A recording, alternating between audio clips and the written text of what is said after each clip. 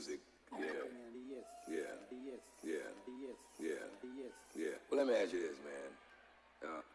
Is this gonna be one of those, one of them, yeah, musical story, yes. yeah.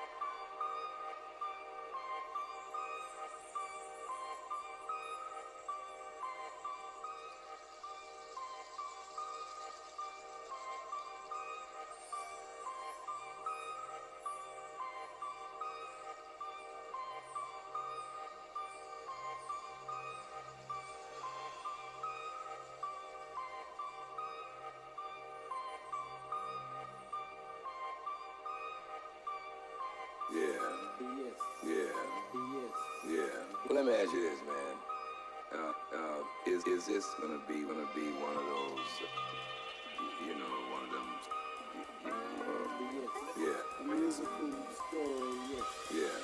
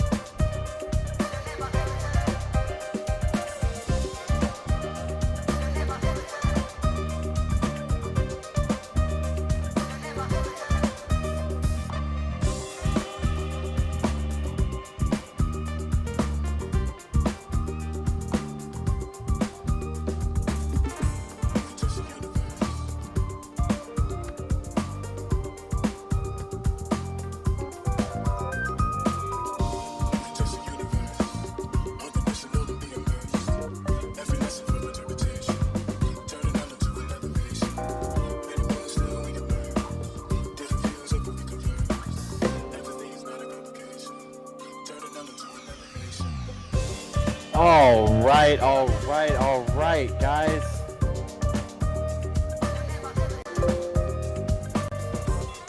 Welcome back to another episode of Podular. This is episode 5. Welcome back, Nate. How are you doing today, sir? Here I am. There you go. 5th episode. Big milestone Episode for 5. us. Yes, Feeling sir. good. It's almost Thanksgiving. It is Yes, it is. It's Wednesday, November 27th. Good morning, There you everybody. go. Happy Black Wednesday. Hopefully nobody's gonna get too imbibed tonight. So we've got a very special episode here. And tell us why here, Scotty. Man, this is something that we talked about before we filmed anything, that we were going to do something to not only highlight the band, but highlight the extremely plentiful grounds worth of amazing artists, from other musicians to visual artists across the community. And this is episode 1 of our artist spotlight series. I felt like this was super important because I do feel like we have a nice little stable of really, really talented people that maybe don't get the credit that they deserve. And I know our first guest is a friend of both of ours. So yeah, I mean, tell me how you're feeling about episode 1 of our artist series. I'm feeling really excited, and I think the clip is extremely on point for it, for this specific artist.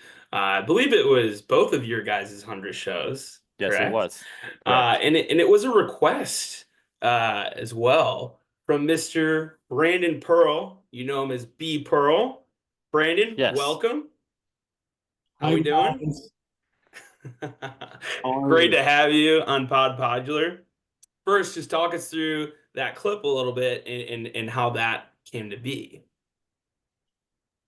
Well, first of all, guys, thank you so much for having me. It's really been quite an honor to be the first artist guest on your guys' podcast. Congrats on 5th episode, sick. And just kind of glad to be here. But for the clip, it was a big deal. Scotty, Eli, Chris Rosarina, maybe like 4 other people's 100th show that night.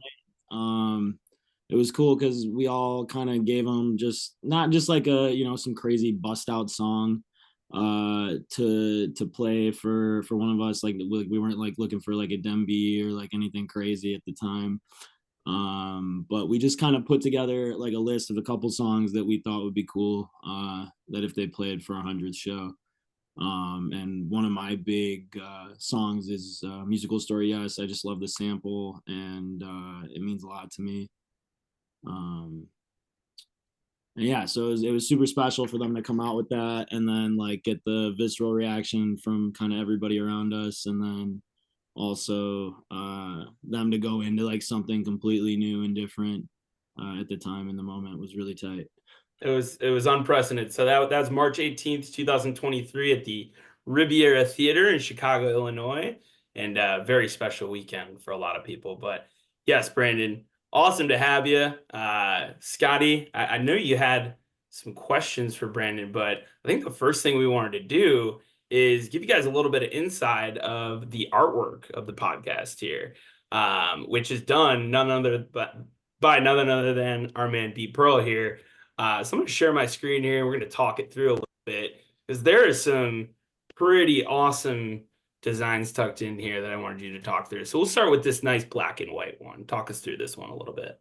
Cool. So I was like really kind of I wanted something clean for your guys' logo. It really needed to kind of shine to the nature, like the vision of the podcast, as well as kind of like communicate the feel of like kind of like our vibe, like STS9 music, things like that. So I was thinking about like pods and like escape pods and like all sorts of like different like space futuristic pods and things like that. And then I was like, it just happened. I was like looking at an AirPod,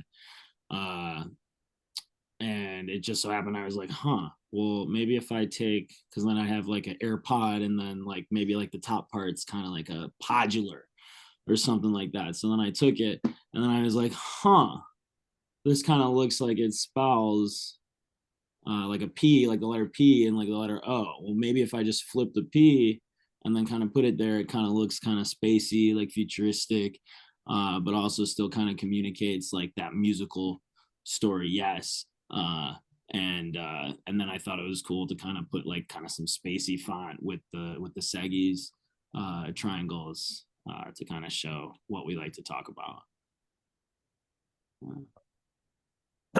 I love it. My immediate reaction to this logo was I saw spaceships going up and down. So my first thought is, wait, they're going the wrong direction. Shouldn't they go on beside it? Oh, and then I saw the pod. I got really excited. We got this logo, I believe, probably 30 minutes before we recorded 2 weeks ago. And just a really nice tone setter for a good episode. Oh yeah, man! Like this is just good design, and we love the black and white. It's gonna look real nice on a golf polo, I feel like, or a dad hat or something. Yeah, I mean, absolutely crushed it. It took me a second to get the pod thing. You guys might have got it quicker than us, but when the first time you see it, you can't unsee it. So just really cool stuff here. And then we've also got this other really cool spacey looking logo here, Brandon. So talk us through this one. So this was just kind of like another kind of idea, like with like an escape pod, podular type thing, and I wanted to like kind of capture, like the shape of like a pod, as well as kind of have like some abstract shapes in there. But my favorite part is I really like the NSSF on there for my boy Nate Schuler and Scotty Fuller. Can I be honest about something? You've been sending us this design in some form or fashion for probably at least 10 days now. I was not brave enough to ask what the NSFF stood for. And last night when I was uploading the episode, I finally got it and I was like, God, I'm fucking stupid. No way, that took you that long. I was scared to ask. I was and like NSFF. I'm sure that stands for something cool, but I'm scared to ask Brandon what it stands for. Not sure, so fuck. Hey, this is a kid show. Just kidding. You can say whatever the hell you want. When I Scotty, told my students this morning that I was gonna be on a podcast, they all looked at me all funny and stuff. the kids love podcasts. Yeah. Hi, Brandon students. Scotty, do you need me to walk you through what this means right here? No. I got that. I got the Mayan 9. Oh man. So man, we couldn't be more pumped to get you involved right off the bat. We know that you're going to be involved a ton as well. And just in different merch ideas we have, and just ideas of the wazoo for you guys. So super pumped to get you in the fold here. But Scotty, start with the real kind of hard hitting questions here. Yeah. So I mean, well, we're not gonna start with anything too difficult. But Brandon, where are you from, my guy? All right, so I am from the suburbs of Chicago, Buffalo Grove, for any of my geography experts. But I do currently live in Chicago with my beautiful wife, Jamie. Maybe you guys have met her or at least heard her screaming in the crowd while she's talking to people. Yeah, no, we live here in Chicago with our beautiful dog Nashi, and yeah, life is good. Okay. And obviously, what we know what most people know you for is the art you create. How long have you been creating art? When was the first time you remember creating something that kind of lit your fire? Wow. I've been creating most of my life. I can really remember a time like in middle school where I really started to kind of like draw these like little monsters, and like I'd like keep them in like a stack of paper by my bed. And like they're almost like, like almost like Pokemon cards, or like trading cards, like some sort of like collection of like almost ideas that I had as a kid that I just didn't know what to do with yet at the time. Do you still have any of those? No, I do have a couple pieces from middle school that I like know where they are, but I'm not sure where anything like older than that is. But that would be wicked if I did.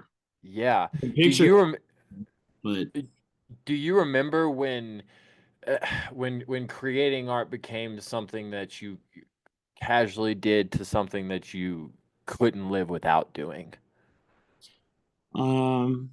So I don't know, like it's weird because growing up, like my mom was always into like modern art and like contemporary art, so our house was like very decorative. And just for me, like creating and like doing stuff, like I used to get yelled at for like drawing on the walls with crayons, or like doing dumb stuff like that. And I don't know, there was just always something like really freeing, and like the control aspect, right? Like when you're a kid, mom's telling you to, clean your room, pick up the trash, take out the trash, walk the dog, do the chores, right?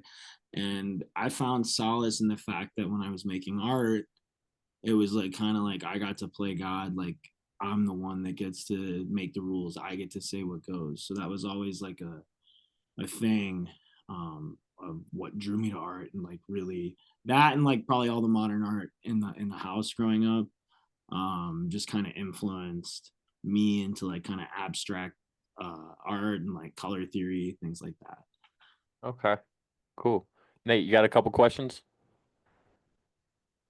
I do, man, and it's we're just coming off celebrating National Education Week, by the way. If you guys didn't know, Brandon works in one of the most noble professions there are. He is a teacher himself.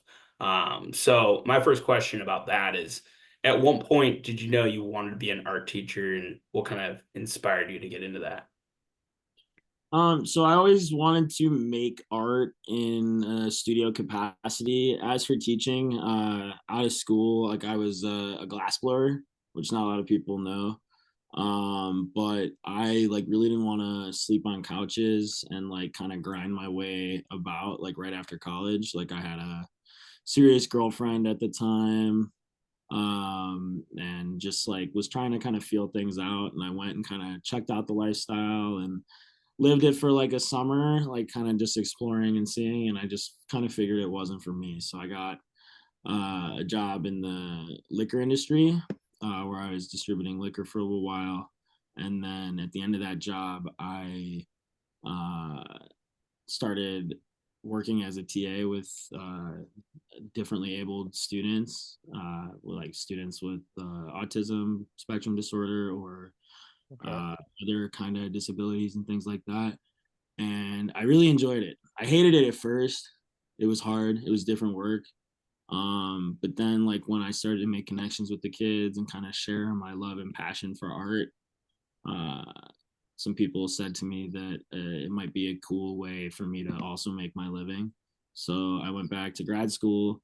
I got a teaching certificate and degree, a master's degree in education, for teaching visual art to high schoolers and middle schoolers, and then started applying it at I've taught at a couple different high schools and a couple different middle schools. Master Pearl should be calling you there. Love that. Going back to blowing glass, man, which is a super cool part of your background that, like you said, I don't think a lot of people knew about. What was maybe one project that you were super proud of, or one of your favorites that you worked on blowing glass? There's this like baby head actually with like the STS9 logo on it, and it's like this like kind of like glass bird bath thing. I've Where never seen any glass that you've ever made. really, No. We're gonna have to have a little showcase here at some point, but no, already getting STS9 inspired into your art career super early is awesome to hear. But What kind of about back, what year was that, Brandon? My bad, Nate. that's no, you're good. 2014. I have a picture of it pulled up if you guys want Yeah, to. you want to share your screen real quick? Let me see this here. But yeah, I mean, I'm like blowing glass. I mean, it seems like such a difficult thing, a dangerous thing to do too. And Mm-hmm. it's just like the career opportunities coming out of it, like you said, didn't exactly present what you were looking for. And now here you are, which is pretty sweet. Can I send it to you? Because it's the You can send it to me. I got a question Cool. while you're figuring that out. What effect has teaching art had on you making art and you as an artist yourself? So teaching art and making art, it's had an effect. Some days, you could imagine I'm probably pretty burnt out from just kind of creating and making stuff with the kids, like helping them with their projects, as well as kind of like using my creativity and idea development to make my own demo pieces, because I try to work through a full demo piece when I'm at school. So when I get there, like typically like right now, for example, like I get to school and I'm working on 2 different ramen bowls and a clay spray paint can. And then I'm also trying to make paper Charizard, and the kids are all doing their paper projects and their clay projects. And then I'll do mine and assist them. And then I'm also teaching a photography class right now too. But as for the influence, like I've had kids that like see my logo and they'll draw like iterations of it, or like their little takes on like my thing, just trying to connect, which that I think is the biggest part for me with art, is just kind of connection, and like the passion in that, and being able to kind of communicate that to whoever I meet or come in contact with. So it's cool. Like, and I've actually like taken one of their drawings and made a sticker out of it. like based on like a kid's idea, and like kind of flipped it and turned it, and then like brought it to school and gave him a sticker, and he's like, holy shit, like, whoa, Mr. Perl. Yeah. That's official. That's an official collab right there. That's very tight. That's so cool. Extremely cool. Scotty, do you have that glass I'm piece? trying to, Brandon. This is the scariest goddamn thing I've ever seen in my life. He used to It's change very colors sweet. too. This has to be the episode art for this week. Yeah, we'll figure that out for sure. I cannot. I gotta email it to myself. I can't figure out how to do it on the fly like this. I'm sorry. Yeah, I got questions in the meantime. Okay. So for you, Brandon, kind of being in the same teaching realm here, do you think it's easier to incorporate your passion so directly into your profession, or do you feel like creating sometimes because it's all you ever talk about? You know, I wouldn't tell the kids, and I don't tell the kids that I'm like a teacher. I tell them that I'm a teaching artist because I live I it. love that. I live this shit. Like and as far as I can go without like cussing on the first day of class, I try to tell them that like I live this. Like I eat, sleep, and breathe this stuff. Like I love art. I love looking at art. I love consuming art. I love buying art. I love making art. I make all sorts of different mediums of stuff. I'm all over the map, which is probably why I'm not as big as I should be, because I'm busy like tinkering in all these different little realms and like not kind of nailing my stuff down. But you know, that it's an adventure, right? Absolutely. And I mean, I think that's kind of the point of this series, right? Is that, a lot of us artists are not the best marketers, and most artists have other things that they're doing other than creating. And so, if we can give you a platform to talk about your process and your passion a little bit, maybe we can be a microphone for you and other artists like you. So, yeah, I think that's kind of the point. So all right. Did you have any more questions about teaching, Nate? No, that's good, man. You Okay. can take it on. Yeah. So kind of going back to the glass blowing topic, your main form of your preferred genre of art is collage making. How do you get from glass blowing to collage art? So it seems like a pretty far swing. So whenever I used to be grounded when I was little, I would sit in my room and I would like cut up like things that I just like liked out of magazines. And Okay. I can't, like, one of my buddies from college, like he was in grad school, he's like a photography student, Matt Burns. He started like posting all these cool collages on Instagram, and I was like, fuck, like those are kind of cool. I could do that. I'm good at that. Like I'm visual. I like making collages. And I went and I made my first collage, and I remember um like it's like this old granny sitting at like this pool, but it's like underwater, and there's fish, and there's like a weird like pink hand with like a really long spoon, and like a door, and like all these like signs, and like Mario and stuff. It's wild, but it was really cool to get back into it, and that like kind of pushed me to do another one, and then another one, and then people started going, whoa, like these are kind of cool. And then I just kind of ran with it for a little while. Okay. You actually just answered my next question, which was talk to me about your first collage. Talk to me about your sourcing material. What are some of your favorite things to pull from when you are, when you're kind of brainstorming your next piece? Whether that be, advertisements, magazines, what have you. What are you kind of looking for? So it's crazy. It's always changing. In the past, it was probably more National Geographics, and things like that. Now I'm really into like vintage stuff, or like old books, or Okay. even just like things that I come in contact to like in my daily life. Like I'll like say like an old check off the table, like when Nate and I go get pizza or something, like I'll save that, like the bill from the dry cleaners, like the little cardboard tickets and things like that, are all good things for source material. Okay. Oh wait, ooh. Also, things like like Taylor has sent me a bunch of like old like prints that had like coffee spilled on them, or like I just got one of the new Nathan Kinney prints sent to me, like that, like a couple bent corners that I'm cutting up right now to try and kind of weave into some of my newer process stuff. I actually have So I have a poster roll's worth of prints that I just every time I find something that I'm not going to hang, I that I'm never realistically going to frame, I put it in there, and I haven't sent it to you yet, but I have probably 15 pieces for you that are just waiting to be mailed. yeah, a question off that, like that reminds me of the artistic process of STS9, why we're here, right? Is like repurposing old art into new ideas, right? So do you find yourself kind of aligning with that artistically with them too? I mean, it's not to be corny.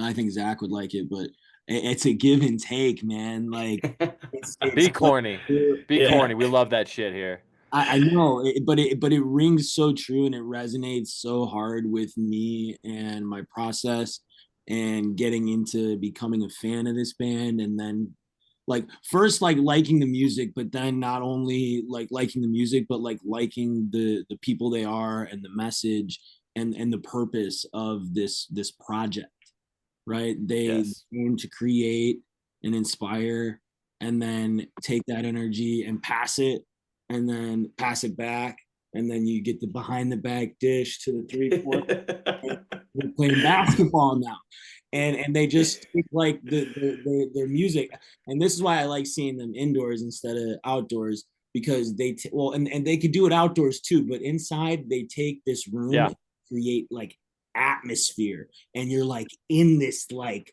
thing, like imagine like a Looney Tunes scuffle, right? Where like Sure. and like that's what it is to me. Like that's it's just it's energy. Mm-hmm. The Man. Looney Tunes I scuffle. got, Let's Yeah. fucking dude, go, like, Brandon. dude, like it's Yeah. true. But before we get into we'll get into the full STS9 conversation here. I want to like round out the conversation of some of your art. Here it is, the baby. Oh, All right, so baby. what was this one called, Brandon? Oh my god. Well, it was so the assignment was we had to make a tribute cup. Okay. So I'm like sitting there like, well, who do I tribute to? Like, The devil? I don't have any crazy sports idols. I didn't have any crazy like things. I don't know. I made this really cool like trumpet out of glass, and then we had done these like slump dishes, and actually on the slump dish where the head is placed is the Hunab Ku. Like, Sick. Oh. and then the dish is like cracked in a few places. I don't have this thing anymore. I wish I did. But I do too. maybe it's at my parents' house. I have the baby head, Scotty, if you want. Bro, Yeah. I have a feeling if you move that thing, haunted things are gonna start happening to whatever house it's in, dude. Yeah. Just like, Who are the people from that crazy movie series that collect all the haunted shit? This is probably in their house. Yeah. Um. It's everybody gets cool. spooked, but like I don't know. It was just like, I kind of see myself as like Sid from Toy Story sometimes, with like the collage work and like the cutting and pasting. So this was like my Sid moment, and like even like the headphones that are hanging down off the sides are like broken headphones from just like being in it. Yeah, being in that Looney Tunes scuffle, right? So let's talk about STS9 here. How did you come across STS9? So I was a really depressed kid in math class back in 2006. And one of these like older kids that had no business being in my math class, always like he like had great drip, which we probably wouldn't have called that at the time. He was stylish. He was swaggy as fuck. Yeah, exactly. But like, it was just a cool kid. He was like always had his headphones in. I kind of like looked up to him. I was this like awkward high school kid, and I was like, what are you listening to? Because I was really into like all sorts of different music at the time. He was like this band like STS9 Sound Tribe, man. You got to check them out. And he played for me Tokyo off Artifact. And this was like when like you like didn't like if you didn't know shit, like you didn't know shit. Like you had LimeWire and like Sure. no other way of finding out like what this stuff was is like a nobody put me on anything, right? So he played Tokyo and just like the and I was like, yeah, it was like magic. That and then the Mischief studio version. And it was like all melodic, and then it would go. Yes. Huh? Start talking to aliens. Yeah. Yeah. Yeah. I don't know. It was different. It was exposed to that, and then oddly enough, he also showed me Square Pusher, My Red Hot Car at the same time. So that struck a vein, and that's like another like throwback for me. Same vein. Yeah. Alana would be proud on that one for sure. We got to Shoba Leader, which was yeah, Shoba Leader 1 live. We did get to see that together. That was great.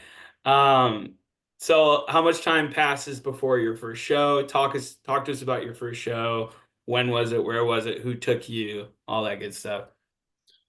well, that's a crazy story in itself. But you know, I had met these cats. I had some problems in my youth, and I met some people and got sober at that time. And I went with two kids that I had gone through treatment with, and we went completely sober to my first concert ever, not just my first Sound Tribe show, but it was 1099 at the Eagles Ballroom up in Milwaukee, Wisconsin. Wait. Your first concert ever was STS9? Ever. Yeah, it was big, gigantic, opened, Ghostland Observatory to follow, and then Sound Tribe Sector 9 headline. This one here? This show. We might have had something ready for you on this one. So I wanna take you back to that night, and I want to bring you into the full podular groove here a little bit. Do what we do. We're gonna listen to a clip and react from it. I pulled what I thought was the most noteworthy part of this show. I'm gonna play a quick little clip, and then we'll react to it after and keep talking about this night.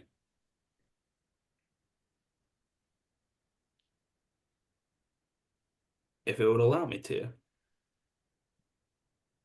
Beyond right now. Ever?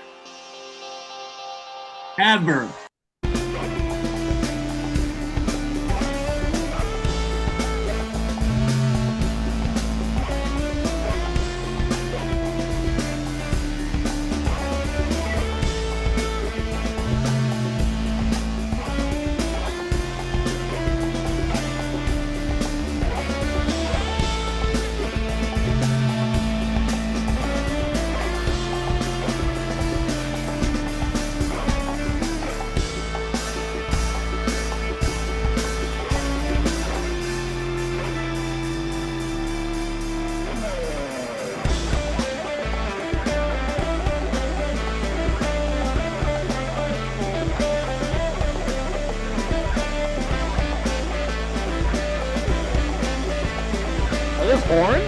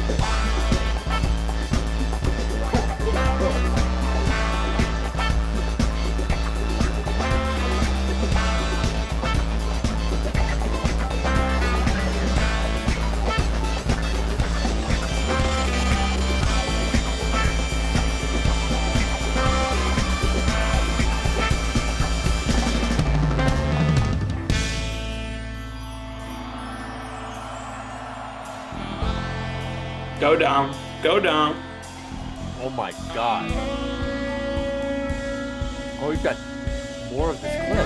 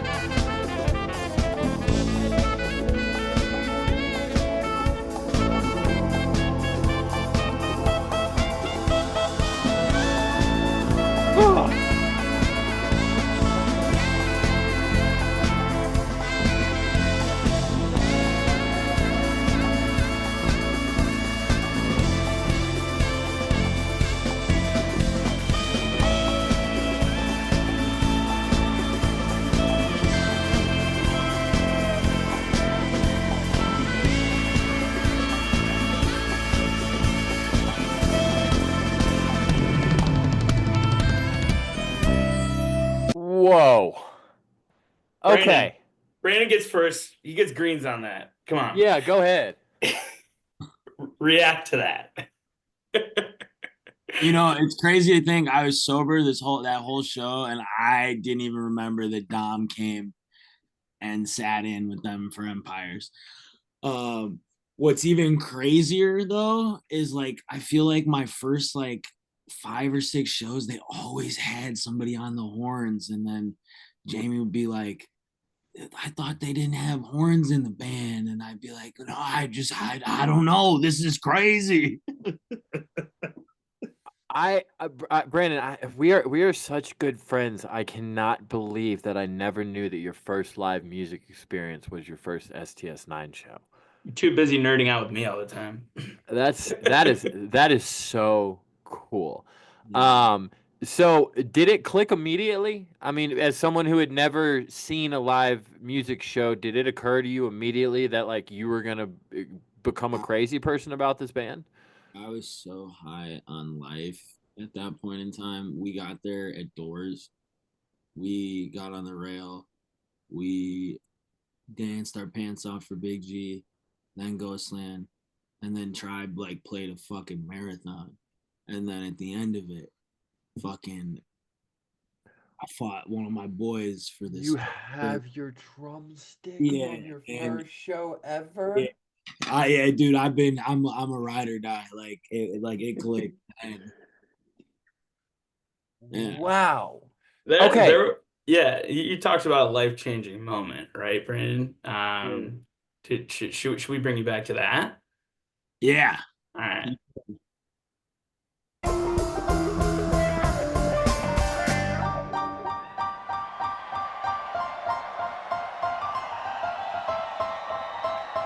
Oh, it's easy. This is my first one. He won't hear the shout out. We shout him out every episode.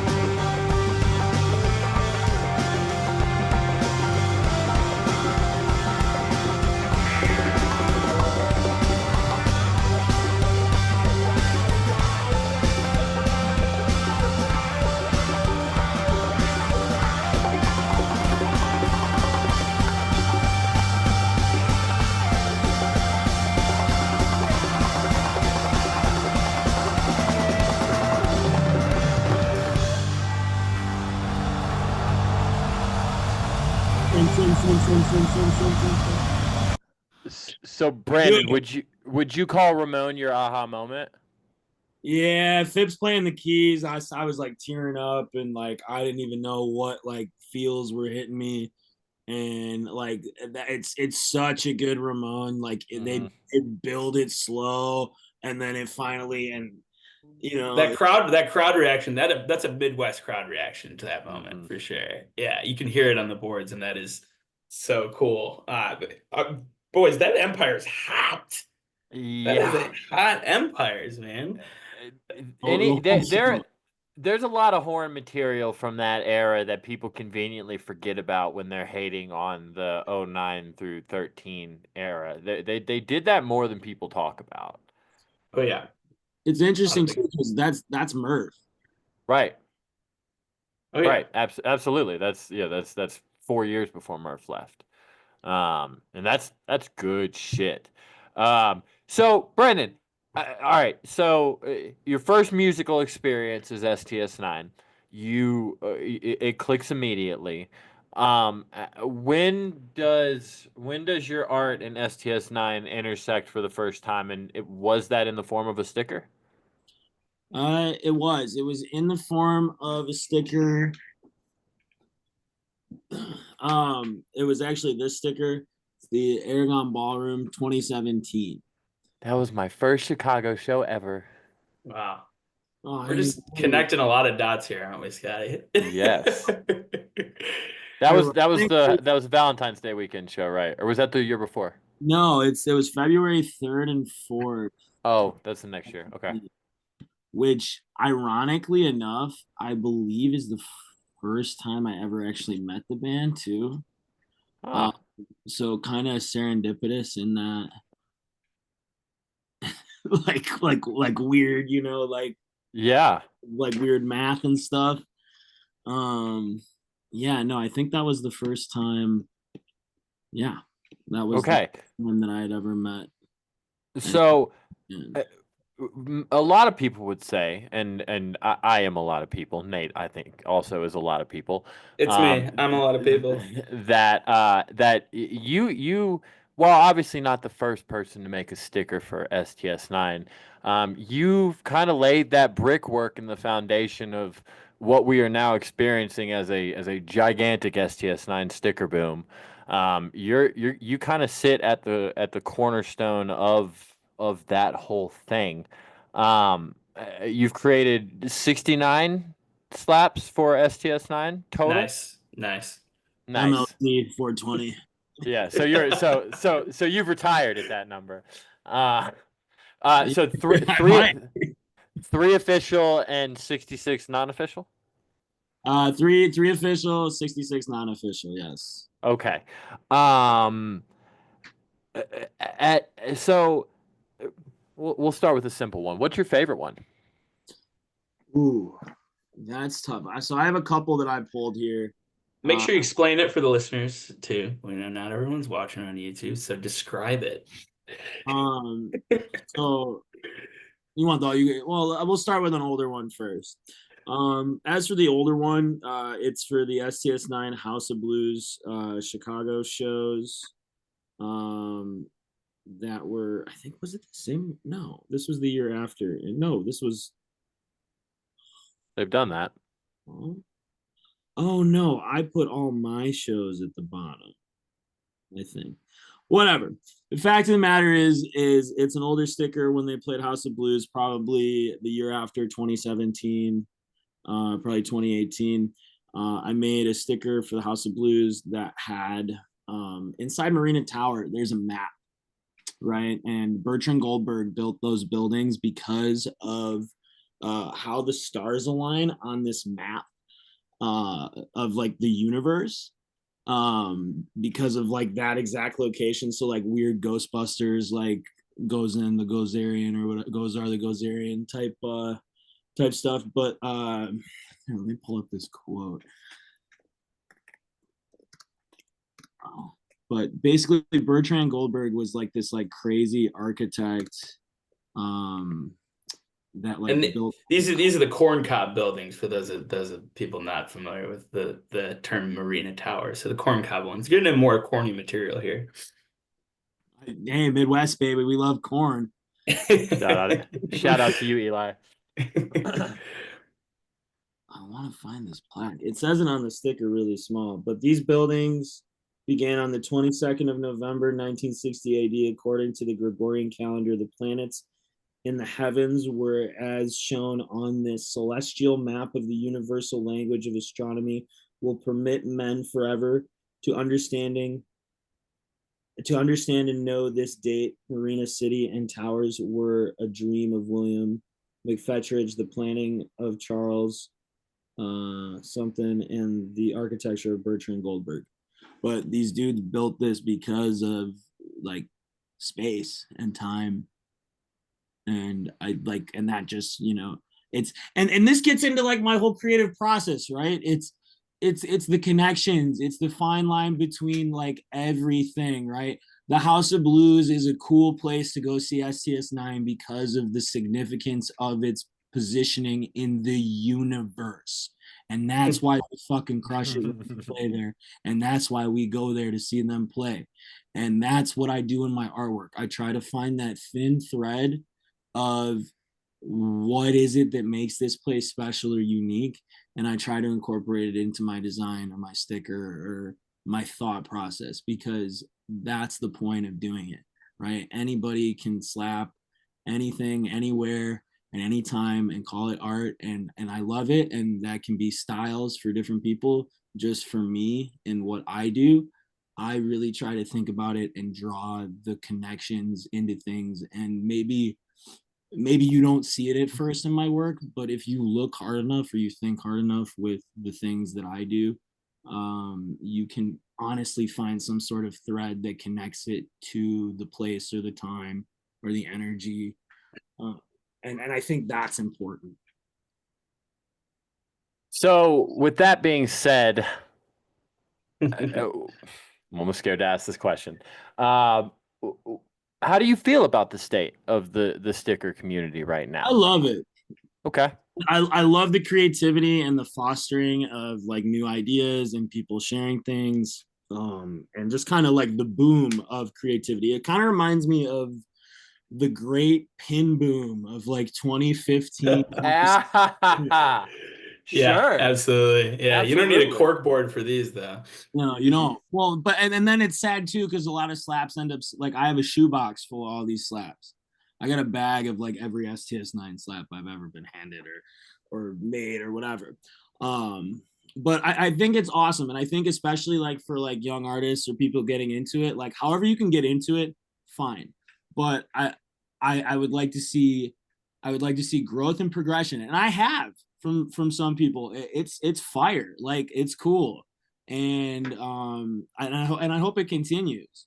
I just think like too though, like, you don't have to put every thought, like it's just like right, have a filter in your brain, right? You don't have to like make every single thought that pops into your brain, because if I did, I'd honestly probably be broke and I would have way more than 69 stickers, man. Sure. I mean, but like humble beginnings, right? Like I've done it. Yeah. Absolutely. That's a beer can with the 9 logo. Yeah. But even, but this is when I was starting off and I wasn't like that great at this tools. But even like, in the cap, there's like a 9 there, like trying to get away from it, but also like not knowing how at first, right?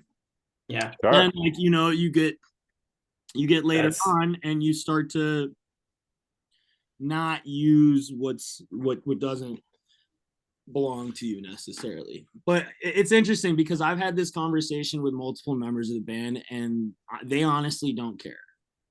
You go to Fish Lot and they'll like take your stickers from you and say no, or like, and freak out about it. So I think that's cool that they don't have like an ego about it, and it's for everybody. And I can appreciate that, especially like trying to get like new artists and new people involved. And I love the growth, right? But I think it's also important not just to like saturate it, right? Yeah. Don't make a sticker unless you got a really good idea. Yeah, Yeah. you know, but like Um, I wanted mine to, you know, be special, be sought after, right? Not just like think about like I come back to Pokemon cards. I'm a student of the game, right? I love Pokemon. I love Pokemon cards and like weird monsters and shit, right? But and anybody can get an energy card, right? But you want that like that shiny like Charizard John, right? Like so that's what it kind of became to me for a little while with stickers is like, you know, where the like where the rare Johns well, yeah, I think that segues perfectly in like your conversations with the band and you working with STS9. Obviously, you'd been a fan for so long that had to be a goal of yours, right? You go to an STS9 show, and one of the first things that sticks out to you is like, hey, this is a booming community of art from all different directions, music, visually, lights, clothing, everything like that. So just talk about like your journey with getting involved with eventually becoming a collaborator with STS9. So ever since I like started thinking bigger for my art, I've been trying to find a way to contact them, whether it was like sending emails to 1320 Records back when 1320 still existed, to eventually meeting somebody close enough in the circle to get me an email of somebody, and then, you know, a couple unanswered emails and really just some persistence, and then finally I continued. Not to cut you off, but about what year is this all first starting to unfold? This is probably like 16, Okay. 17, where I'm starting to like actually kind of like seek it out a little more like consciously. Okay. But it wasn't until I did my bootleg, it was the second shirt I ever dropped, was for the Brooklyn Bowl, Vegas, May the 4th be with you, Revenge of the 5th, and then the 6th, when I made this robot design. It was a really popular design at the time, but somebody from management actually reached out and said, hey, we really really love your robot design, we would like to use it for the unofficial Soundcheck album covers, which if you haven't heard those Vegas Soundcheck, Yeah, in 2018, those are yeah, fire. Yeah, the improvs for sure. And if you listen to it on Bandcamp, you'll see 3 different variations of Brandon's robot artwork there, which is awesome. And then it kind of took a turn into clothing, right? Yeah. So the first shirt had come out at North Coast earlier that year. It was the hot dog shirt. It was like a thing because Nate's birthday is around then, and that North Coast celebration was like near and dear to us at the time. The first time we met Tib. Yep. First time we met Tib, which was at cool. Michael Menert. Yeah. And Michael Menert. Michael Menert wanted a tall tee of the robot design, but I didn't have none for him at the time, which was cool. But so yeah, I did the hot dog shirt and then the robot shirt, which was a hit, and then the hot dog shirt wasn't official though, right? No official. Okay. It's all bootleg still. I did like a lot of bootleg stuff before I finally got a nod. But then we did the Royal Oak, and I did a shirt for that as well. Those didn't do too hot. It's kind of a rushed design, right? And even I've done it. Like I'm guilty of like rushing a design and, you know, like not really like I thought it through. Like I did like the Michigan M, but then I didn't take into account that people would be Spartans fans and not Blue Michigan. But I was like trying to show props to my girl Alana, because for those of you that don't know, Alana is a Michigan Blue music school graduate. So I was trying to show her props because we were in Royal Oak, which is right next to Ann Arbor, where Michigan was. But that wasn't the greatest. And then eventually we get to the We're Sharing tee and doing some stuff, which was really, yeah. And then we get the script tee, which the best part about that is Scotty thought for the longest time that all the script font was Nate's handwriting. Hey, listen, the BPNS, I mean, those were on fire. The we're sharing ones, and it was a really cool chance to like get you to get me to open up artistically with that and to see the way that those were received by the fan community. I mean, we had people collecting them. We had people when we'd come out with different colorways buying both of them so I they could should have have. both. I have every single one that's I don't even ever have been made. all of them. I Listen, only have, listen. yeah. No one has this. This is a tie dyer. You might be able to help me with this. This dude's from Chicago, right? Lucid Dream tie-dye. Lucid Dream tie dye. There's 4 of these that exist. Yeah. These are from the Feel and Adapt, which was Wave 2019. Spell Live too. Wave Spell Life. Okay. Mhm. Yeah, no, I have every single variant of every single shirt from that line that's ever been made. And I'm sorry, who the fuck's handwriting is it then? There's just some random font on the internet. Fuck. I love it though. I used that shit on my logo, bro. I But know you did. It looks good. I still like it. That doesn't make me like it any less. Brandon, how does that lead to your first official work from the band and describe that to us? Okay, so I finally, after like sending emails, actually at Wavespell to Taylor, who was doing stuff for them. He was working on like album covers at the time. Was like, I need like something to do for like the Wavespell sets, and I was like, well, here I made these like little collages, and then he kind of like mashed them together to make these new things, and those are all the album covers for the Wavespell sets. And then after I didn't know that. Yeah, Wave Spell Live too, and that was a special weekend for you personally too. oh yeah, I got Yeah. engaged to Jamie, and we celebrated our engagement. It was also first wave spell and her birthday, so that was really like amazing and cool to do all that. And then it really got the ball rolling for what came next. I had my first official conversation with management on what is this, March 11th, 2020. Right before the world fell apart. Yeah. Clearly as the world was falling apart, because I remember where I was. We were on our way to the Blackhawks game in the back of the car, and I had to tell Jamie's dad that I needed to take this phone call, like it was important. We were, going to get things rolling here. And I took the phone call. We talked. We went to the game because it was the last like regular season hockey game played that year. And we talked. We got some good things hammered out. And then the world fell apart, and it kind of fizzled out for about a year, which for me was kind of devastating. It was like I finally had gotten this far. I'd finally get to do the thing like that I've been working like, for years to try and get to do something official for the band. And so I was kind of bummed out for a little while, but then persistence. I kept sending emails, and then eventually, when things started to get back on track a little bit, we started talking, and that's when I designed the musical story Yes capsule. Okay. Up to this point, Brandon, now how many official collabs have you had with the band, and which one would you say is your favorite? Well, I would say probably just 2. It would be the musical story, yes, and then no. I did the Shamrock one for Best of Luck. I totally forgot yes. about that. Yeah, so it's been 3. I really liked.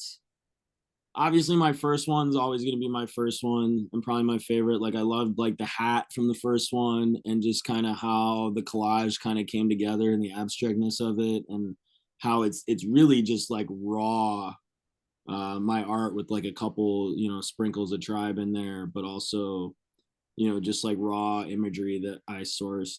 But I really like the purple hoodie from the Best of Luck run, my 100th show, because it was cool to do the merch for the 100th show. Also to watch a hoodie sell out at the merch booth when you keep walking by and know that people like are digging your stuff. Even Alana wanted a hoodie for that, which was really cool, and she didn't get one. So if anybody has a purple STS9 hoodie from that Chicago run and they want to gift it to Alana, I know she would be very, very thrilled about that.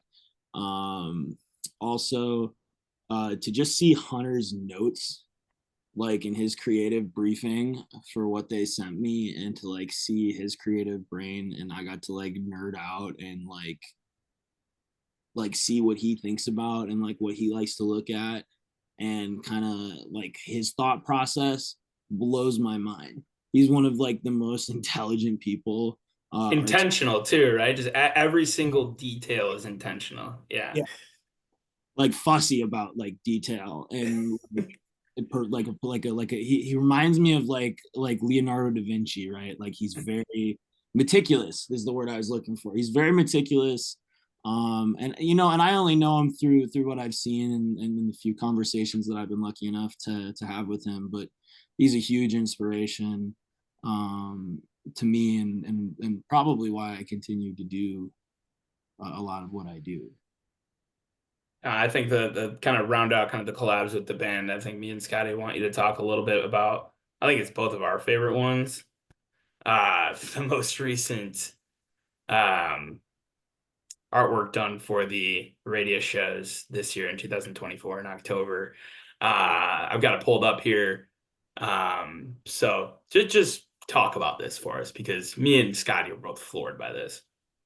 I was too. It was one of the easiest collaborations I've ever done. Taylor, you are a genius, and it was beautiful. That's Taylor Houston Morgan for those who aren't intimately familiar. Mm. Yeah, the man with 3 names. I love it. But yeah, man, what speaks to you about this one? I mean, it's like my soul, especially because I still have a lot of these like pieces sitting on my desk, so I like relive this collage every day, which is cool. But it was fun because Taylor was interested in this shape, and I had no preference on the shape because it was kind of like a cool, like I like this earth shape in the middle, with like this like hexacube thing. And then he basically said, well, he's like, I want it to be this. And I was like, that's fine. I was like, I'll just kind of like give you the stuff to fill it in. And like a puzzle, we just kind of filled it in. And Taylor would send it back to me, and he was like, well, I kind of want to keep it all black and white. And I was like, I love that idea, but I honestly think like it's a city, like we got a lot of going on here. I think it needs like a little bit of color, a pop of color. So we added the blue and the green, and for me, it just wasn't doing enough. So I was like, dude, we got this big smiley face. We got to make it yellow. The smiley face pulls everything together. As soon as we made the smiley face yellow and like a couple little touches of pop yellow, other places, it was like, wow, dude, this thing is gorgeous. And as for like the source material, it's like I talked about earlier in our process, but like it's like stuff that like I found in the mail out of ads. It's like the dry cleaner slips. It's stuff from old book about Chicago. It's a flag from my like voter card registration thing, right? It's weird, like some of like the trippy black and white lines are on the back of the like the stickies they give you at the concert, or like, you know, other little weird like collages or even drawings that I've done, doodles and things like on like scraps of paper. So it was cool to see kind of like all these things that kind of make up my brain organized and put in their correct spot, and give you like this epic like print that doesn't look like any other Sound Tribe print that's ever come out. And it also just so wonderfully encompasses Chicago, right? I feel like, and it's not the goal of a of a print, but so often the print has really nothing to do with the city that it's in, and it doesn't really pay any homage to it. And this thing just drips Chicago. All right, so going to pivot a little bit and do some STS9 quick hits to wrap stuff up. So Brandon, what's your favorite STS9 song? That's a tough that's a tough question. It's always changing with you, I feel like. It is always changing. I can't pick. The song that got me on the hook was Tokyo, like I mentioned earlier. An older song that I can't turn down ever is For Your Puma. I just love me like a funky dance party. Like, let's get after it. Always thought it'd be cool for them to go in to Apache in the middle of it and then back into For Your Puma, because I don't think I've ever done it. I think that would be like a cool cover, cool seg. I'm chasing Gob Nugget. I seem to miss it I'm like one off every time. When's the last one you saw?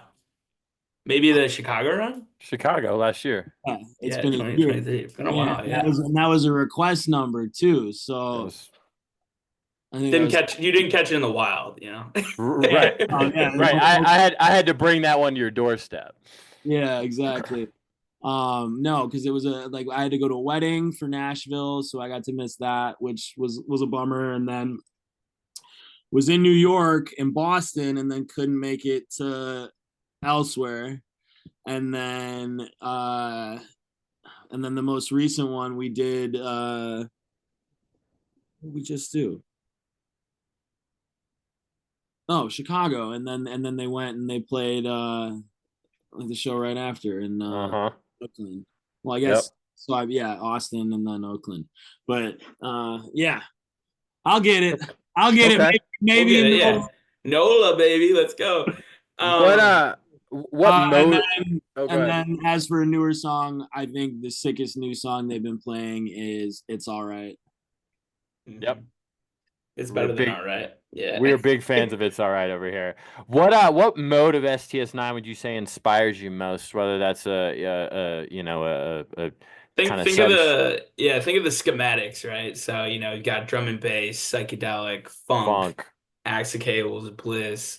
What gets you going most as far as inspiring to make your art?